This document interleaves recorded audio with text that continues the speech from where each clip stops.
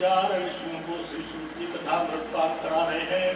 इसी कथा प्रसंग के कुछ भाग को लेकर राजा परीक्षित को श्री सुखदेव जी गंगा नदी के किनारे कथा मृतपात करा रहे हैं, जहाँ पर सुंदर सुंदर बालू के लहरियादार बिछौने पड़े हुए हैं। एक और ब्रह्मर्षि, एक और राजर्षि नारद, जो आप सभी उपस्थित हैं। उसी कथा प्रसंग के कुछ भाग को लेकर अत्मया कथा पुस्तूयते वह सर्वे श्रोतारः सावधानतया कथा श्रवन्तु।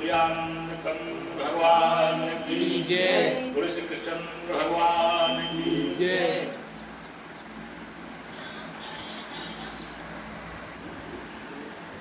दोहा नंबर 27 में जद राम स्नेह निसूते को जग मंद मलिन मत मुते। तुलसीदास बाबा ने 27 दोहों की रचना कर डाली और 4 करते हैं। अनुष्ठान बड़ा है। भगवान राम के गुणानुवाद का चक्र लिखना है। कैसे होगा?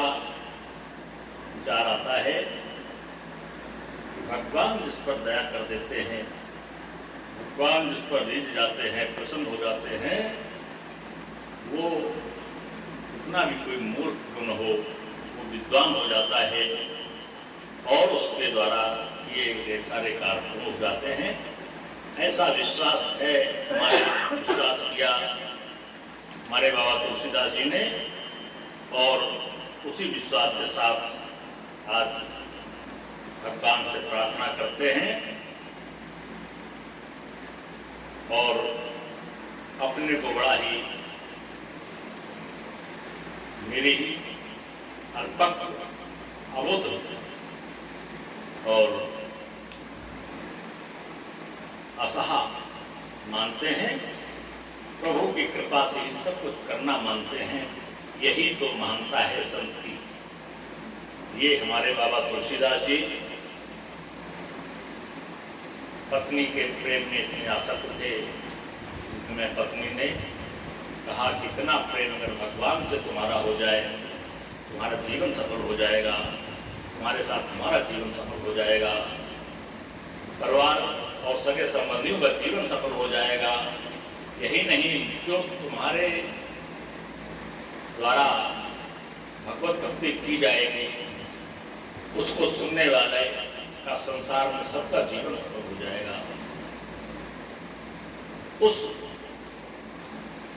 समय पत्नी के वचन तो कड़वे थे, लेकिन मजबूर होकर के भगवान की शरण में हमारे बाबा तुलसीदास जी आ गए और ना आते तो करते भी क्या। कुभाव कैसे भी भगवान की शरण कोई आ जाता है, उसका कल्याण हो जाता है। ऐसा विचार हमारे बाबा तुलसीदास जी ने किया और कहा भी। दोहा नंबर 28 का है कि सत सेवक की प्रीत रुचि रखी है राम कृपाल। ऐसा विश्वास कर रहे हैं कि मैं तो सत सेवक हूँ, हमारी प्रीति है, भगवान के प्रति मेरा अनुराग है, इसकी रक्षा, इसकी कृपा हमारे भगवान राम रखेंगे। हमारी लाज भगवान के हाथ में है, ईश्वर मेरी लाज रखेंगे। हमें तो केवल इनकी भगवत चर्चा की रचना करनी है। उदाहरण देते हैं, उपल किए जल जान, पत्थरों को जिन्होंने जहाज बना दिया, इसमें समुद्र में पुल बनाया गया, तो पत्थरों को तैरा करके पुल बनाया गया। वही बाबा तुलसीदास जी कह रहे हैं, उपल ये जलजान। उपल कहते हैं पत्थर को, जलजान कहते हैं जहाज को। जो पत्थरों को जहाज बना दे, यानी कोई उनको रुकने का स्थान नहीं है, फिर भी बीच में हैं, यानी जहाज के समान कर दिया। और कप्य और भालुओं को, जिनकी संसार में कोई गिनती नहीं है, उनको अपना बड़ा ही सन्निकट अपना बना लिया। जब उनको अपना बना लिया तो हम पर भगवान कृपा क्यों नहीं करेंगे? ऐसा विचार हमारे बाबा तुलसीदास जी कर रहे हैं। हाँ कहावत सब कहा, तो हम भी कहलवा रहे हैं, भगवान कहलवा रहे हैं और सब कह भी रहे हैं कि राम सात उपहास। तो भगवान राम ये उपहास भी कह रहे हैं कि हमारे जैसा मूर्ख शख्स लिखने चला भगवान राम के चरित्र को, संसार हंस रहा है कि ये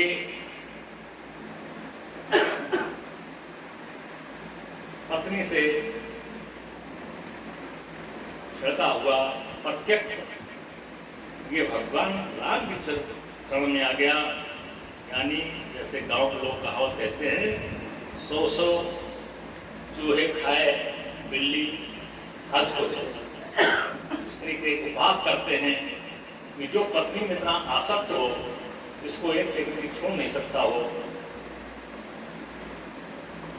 लेख तो यह यहाँ तक कहते हैं कि पत्नी मायके चली गई तो रात में कोई साधन नहीं मिला तो मुर्दे पर बैठ करके ससुराल चले गए तुलसीदास जी। वो इतना पापी, दुराचारी, अज्ञानी, मूर्ख भगवान राम के चरित्र को लिखने के बैठा है। ऐसा उपहास लोग कर रहे हैं तो प्रभु राम आप करवा रहे हैं और मैं भी उस उपहास को सुन रहा हूँ। कहावत यही कहलवा रहा हूँ। सब कहा तो सब यही कहते भी हैं कि राम सहतो उपहास। प्रभु राम कितने ही सहृदय है तो हमारे इस उपहास को सह रहे हैं। साहिब सीता नाथ सो सेवक तुलसीदास। ऐसे महान सीतानाथ तो ऐसे पापी, दुराचारी, अनाचारी तुलसीदास जैसे व्यक्ति के लिए अपना उपहास सहते हैं। ऐसा विचार करते हैं हमारे तुलसीदास जी बाबा, जो रामचरितमानस की रचना कर रहे हैं।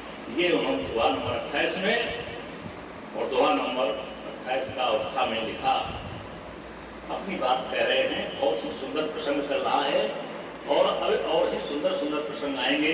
अभी तक तो इन्होंने सबकी वंदना की है, सज्जनों की, दोजनों की, भगवान की, सबकी वंदना की है, जीव जंतुओं की सभी की वंदना की है, प्रकृति के सारी चीजों की वंदना की है, ताकि कोई भी व्यक्ति, कोई भी वस्तु हमारे इस कार्य में बाधा न पहुंचाए। उसके बाद वंदना का वर्णन किया। आज भगवान राम के चरित्र कैसे इनका जन्म हुआ, क्यों हुआ, कैसे सबका कल्याण हुआ, कैसे कैसे वरदान थे, क्या क्या प्रसिद्धियां थी। आज इतना बड़ा ज्ञान का सागर भगवान शंकर की प्रेरणा से हमारे तुलसीदास जी को प्राप्त हो रहा है। ये केवल विश्वास कर रहे हैं भगवान में सभा की कृपा से हो रहा है, उसका वर्णन कर रहे हैं। और अब ये सब वर्णन होते चले जाएंगे, बहुत ही सुंदर प्रसंग चलेंगे। अब बड़े मोर डिटाई भोरी, सुन अग नर कहूं नाक सपोरी। उसे वंदना करते हैं, प्रार्थना करते हैं, प्रभु हमारे लिए, मैं तो इतना ढीठ हूं, कुछ ना जानते हुए भी लिखने को बैठ गया हूं प्रभु के चरित्र को। मैं इतना ढीठ हूं और हमारी इस पिताई को आपने बच्चा समझ करके माफ किया है। हमारे लिए तो नरक के दरवाजे भी बंद हो गए हैं, नरक में भी मेरे को जगह नहीं है।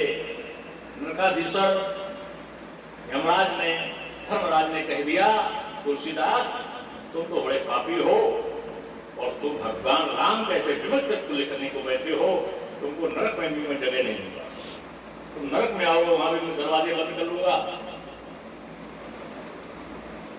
सुनि अधे नर कहूं नाक सकोरी। नाक सकोरी मतलब जैसे कोई किसी व्यक्ति को जो उपयोगी व्यक्ति न हो, उसको देख करके घृणा हो और सामने पड़ जाए, उस घृणय व्यक्ति को देख करके व्यक्ति की नाक सकोर लेता है। ठीक वैसे धर्मराज ने कहा कि तुम इतना बड़ा देव ऋषि जैसे यक्ष गंधर्व नर नार यक्ष किन्नर देव ये भगवान राम के चरित्र को नहीं लिख सके, इतने इतने महात्मा हुए, उन्होंने भगवान राम के चरित्र नहीं लिखा। तुम ऐसे पापी तो भगवान राम के चरित्र लिखने को बैठ गए, सारे पाप भूलने के लिए भगवान राम चरित्र लिखने को बैठ गए। तुमको हम नरक में भी जगह नहीं देंगे। ऐसी घृणा की दृष्टि से यमराज धर्मराज देख रहे हैं तुलसीदास जी को। ऐसा विचार तुलसीदास जी कर रहे हैं, लेकिन ऐसा है नहीं। अपने को अल्पज्ञ कहना, अपने को छोटा कहना, ये भी संत की महानता है। और उसी महानता के कारण जो इतना महान बन जाए, वही भगवान के विमल चरित्र को लिख सकता है। बिना समर्पण भाव के, बिना निश्चल भाव के, बिना प्रभु में पागलों जैसे आसक्त किए तो भगवान के चरित्र को नहीं लिख सकता है। ऐसा विमल चरित्र भगवान का है। सोई जान नहीं जही दे जनाई। किन्हीं ऋषि मुनियों को, यक्ष किन्नर देवदानों को भगवान ने नहीं जनाया, इसलिए वो कोई भगवान के विमल चरित्र को नहीं लिख पाए। और भगवान राम ने केवल तुलसीदास जी को जनाया और भगवान शंकर की कृपा से जनाया, इसलिए बाबा तुलसीदास जी भगवान के विमल चरित्र को लिख सके हैं। तो ये तुलसीदास जी कह रहे हैं कि नरक में भी जाने के लिए मेरे लिए स्थान नहीं है, फिर भी प्रभु आप हम पर कृपा कर रहे हैं। समुझ सहम मोहि आप डर अपने। हमको बहुत डर लगता है, लेकिन आपकी कृपा है, इसलिए मैं ये सब लिख रहा हूँ। सो सुध राम कीन नहीं सब। अपनों से भी डर लगता है, लेकिन प्रभु महान है। जो प्रभु की कृपा है, जिनकी कृपा से मैं सब लिख रहा हूँ।